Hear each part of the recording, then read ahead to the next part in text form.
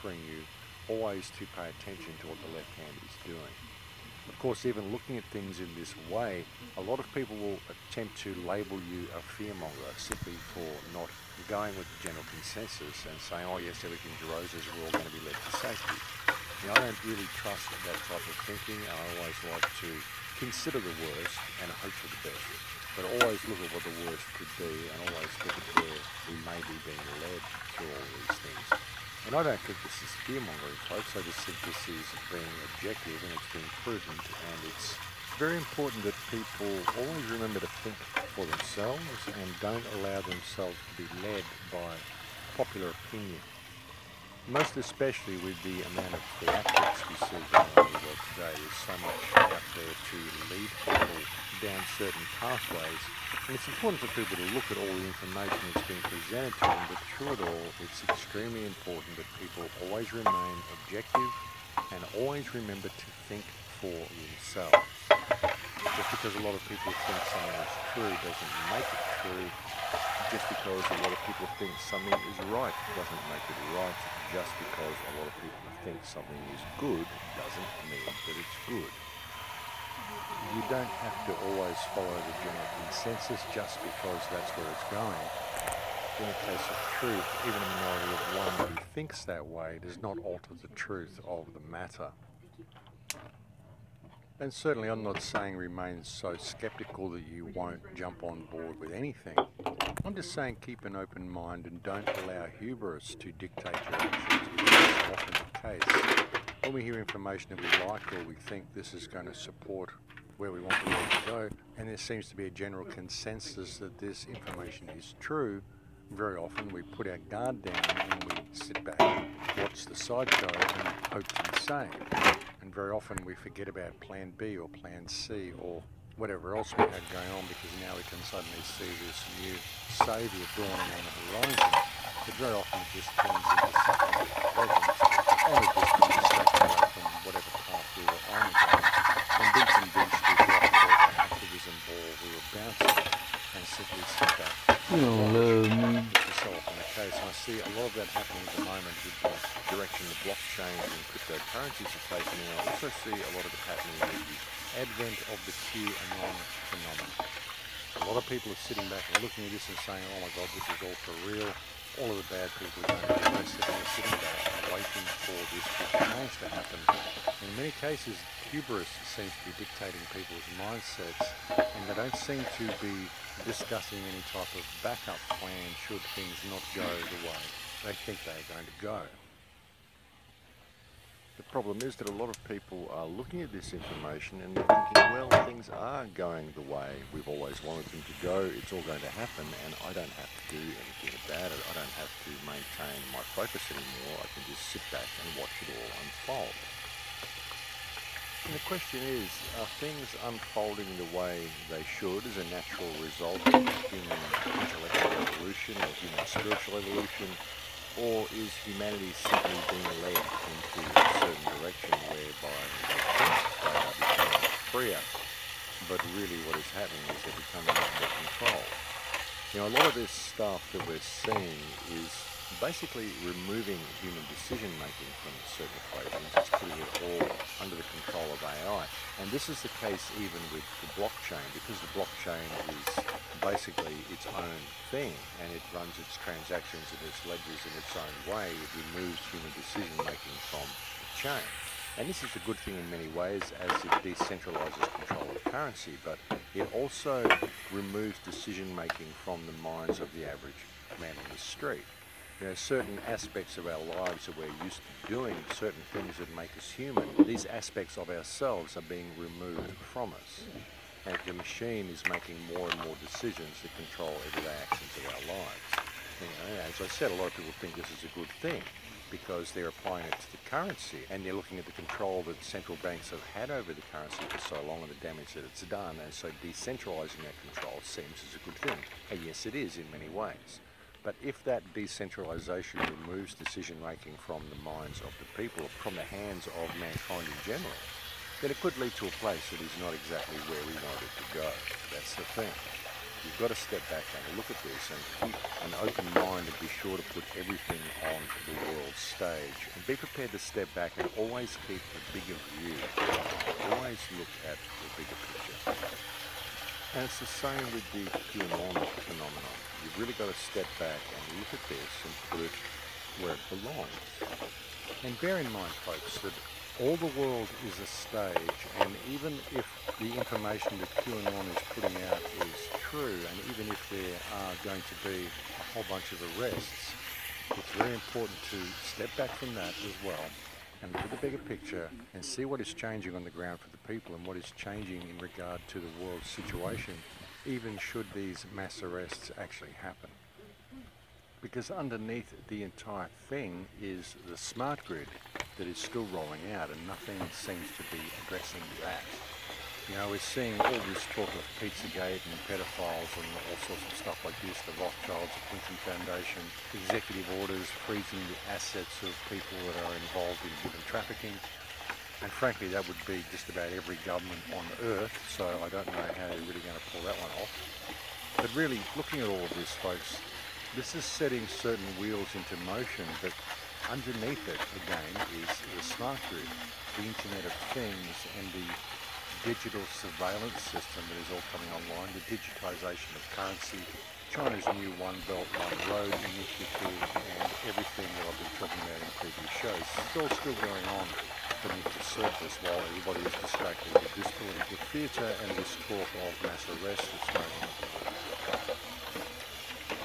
And even with the IoT and the smart grid and everything that really should concern us, the reason so many people aren't really concerned about it, I think, is because they're not looking at the picture again. You're not really seeing where we're being led with all this and looking at what it's doing to the human condition and all these different conveniences that we get on our smartphones. I've gone through this so many times before. Every time you get one of these little conveniences and one of these little personal assistants, it basically removes you of a life skill. It removes you of your real participation in reality, and it creates a digital version of that participation. It basically does everything for you. And this limits your own human potential. It replaces your life skill, your everyday action, your part of being human, with a digital version of it, a virtual version of it. And they began this process back in the 50s with the introduction of television, which basically replaced parents with a virtual version of parenting. You know, parents just put children in front of the television, and the television educated them and looked after them and took up all their time in the afternoon. Parents weren't playing with their children in the afternoon and giving them the attention that they normally did, and so we had that generation growing up, Generation X, who were classed as attention seekers. And of course they were attention seekers because they didn't get any attention from their parents. And not only that, but they also learned how to fob off that attention themselves. So once they have children, they give their children even less attention than what they got when they were children. And this is how it's been done. And as we get further led into this way, as the kids are being further led into this way of thinking, they're becoming more and more disconnected. Might need to turn that off for a second. What happens when the power goes out? What happens when they lose control of this technology, or they get shut out of this technology? And that's the real issue, is getting shut out of the technology, purposely denied access to your digital world, your digital personality. You imagine the amount of control that comes over people's minds with that threat hanging over their heads. That any time you think outside the box at all, Will you turn that skillet off, please? Any time you try to put forth a new idea that the system does not want, you must not think that way, you must comply, and if you do not, you live under the threat of being shut out and denied access to your digital world. Can you imagine the control that comes over a young mind that grew up in a digital world to have that threat hanging over their head? What would happen to a person if they were completely immersed into this smart system and they dissented in some way or made some decision that was wrong in some way and were suddenly locked out of that reality, locked out of that smart grid? How would they cope with life? They would end up completely stressed, they would end up in some type of medication, and end up in a state where they were basically disabled in some way, or at least categorised as disabled, And what's it going to take? When are we going to get to the point when those who are not enhanced, or those who refuse to be enhanced, those who don't want to merge with AI, end up getting stressed about it because they can't access the system by any type of acceptable standards, and so they get categorised as being disabled simply because of their unwillingness to accept the technology. And it might seem a little far-fetched, but in this ridiculously politically correct world that we're going into, it's not outside the realm of possibility. I mean, if people won't comply, they'll simply get categorised as having a disorder of some kind. Imagine the control that comes over people's minds with that. And we've seen this as well with the introduction of so many new disabilities. ADD, ADHD, anything that isn't normal, anything that isn't perfectly maintained, a child walking between the lines completely, any type of free thinking is being classed as a disability. Any type of stress is being classed as a disability. So we're creating a culture whereby more and more people are becoming more and more stressed, and so more and more people are becoming disabled, in inverted commas, in the eyes of the legal and economic system. When you think about it, even the World Health Organization has said that they're expecting stress to be the main cause of disabilities in the future. And in the future, what they're talking about is 2020. And that's not too far in the future, but they're suggesting that most disabilities will be stress-related by the year 2020. And a lot of this comes from the digital world as well. You get into this world where it's all automated, there's no human in there making decisions for you, and you encounter a problem and you try to get this problem rectified, you go online to try to do it, and you're given a bot which gives you multiple choice answers.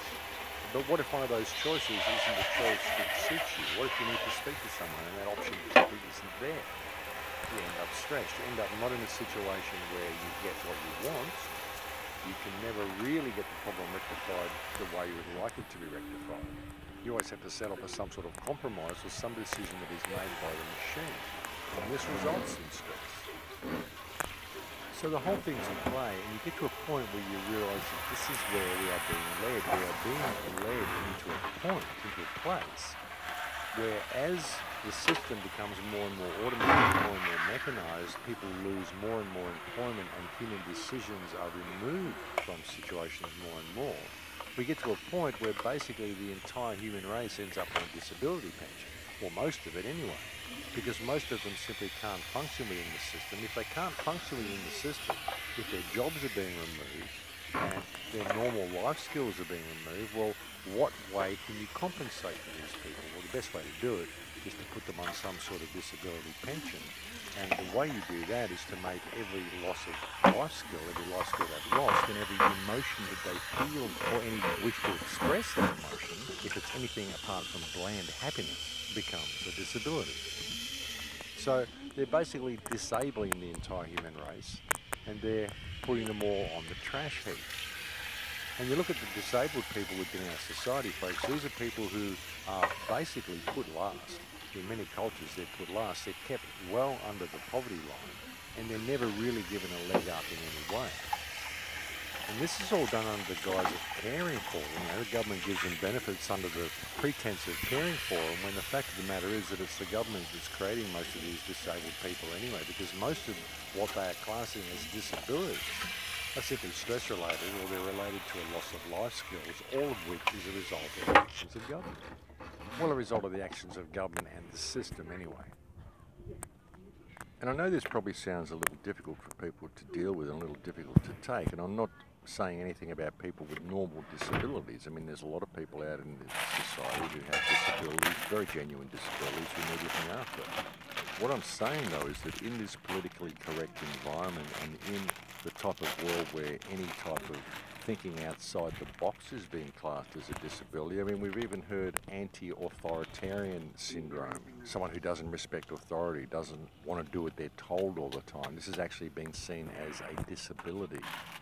People who won't think inside the box, people who question their government. This is being classed as a mental problem, folks, a mental disorder.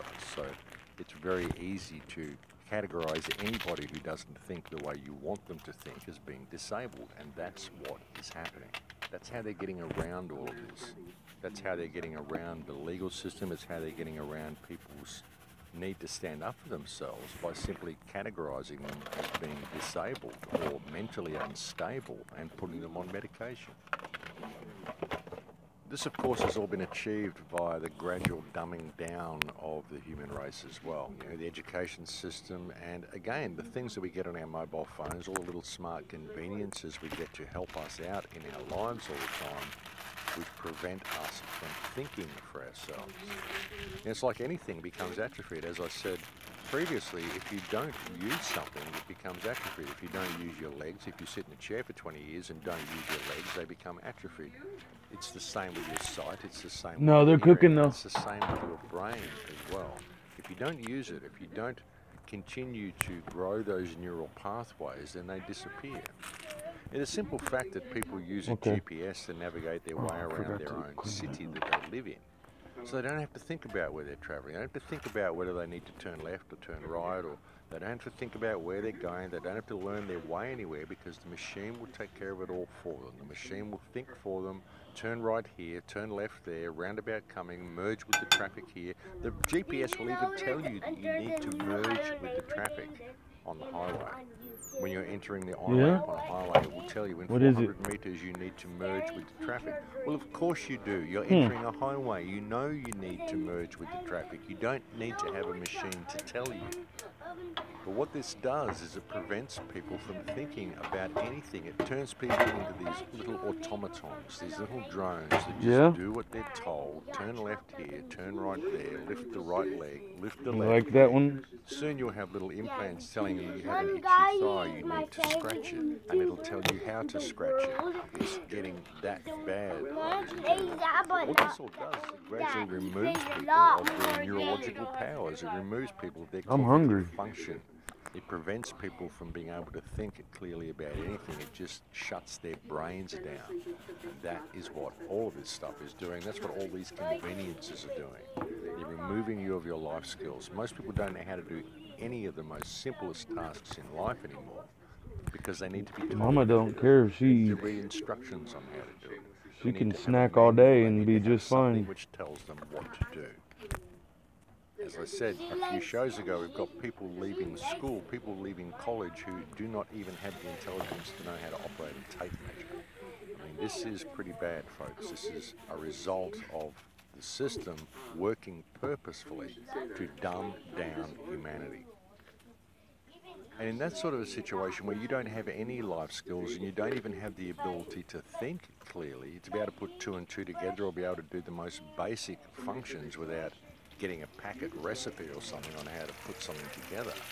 You imagine the threat that comes over people's minds of being actually locked out of the system, and what they would be faced with if they were locked out of the system. They wouldn't be able to do anything for themselves. They simply would not be able to function. I mean, look what happens to people now if they simply get locked out of Facebook for a week or something like that. And that's because they've thought outside of the box usually. They posted something that the Facebook moderators didn't like. They're thinking in a way that people don't want them to think, and so they get penalised. Look what happens to people who are on welfare, who have to go to a meeting for one of these job agencies. They show up 5 minutes late and they get their pension penalised. They get payments deducted from their pension, so they're actually unable to feed their children simply because they were 5 minutes late for a meeting. All of this sort of stuff is designed to inhibit people's ability to think for themselves and to make sure that they always walk between the lines and do what they're told or suffer a penalty. And all this is about control. Did you ever watch that scary movie? It's about control. It's about Did you ever watch that scary movie? Skill they have, even the most basic. I'm gonna try to get you to watch today. And so they are able to be led exactly where you want to The lead Chainsaw them. Massacre. And the threat of locking them out of the system is all you Where need they to control them. Because the system, where they cut people up and made them into chili. it becomes their entire lives. It becomes everything that they are, everything they identify with, and it's all virtual. No. That exists in the real world. So in that sort of a situation, folks, what happens is that when people get locked out of that virtual world, they are simply unable to function in the normal world because they have never done it before. These are skills that they just don't have because they've never indulged in these skills. They've never participated in reality like a normal human being. And so it becomes an alien world to them. It becomes a world that is not real, when really it is the only thing about this world that is real. You know, as I said earlier, one of the things that people are seeking most in the world today is attention. Because they haven't had any attention. They never got attention from their parents. They never got the attention they deserved at school. No one ever listened to them. No one ever allowed I didn't hear them you. to What'd you say? express themselves. They didn't really know that this is what they were missing in their lives because they've never experienced it to know what it is to begin with. And so they don't know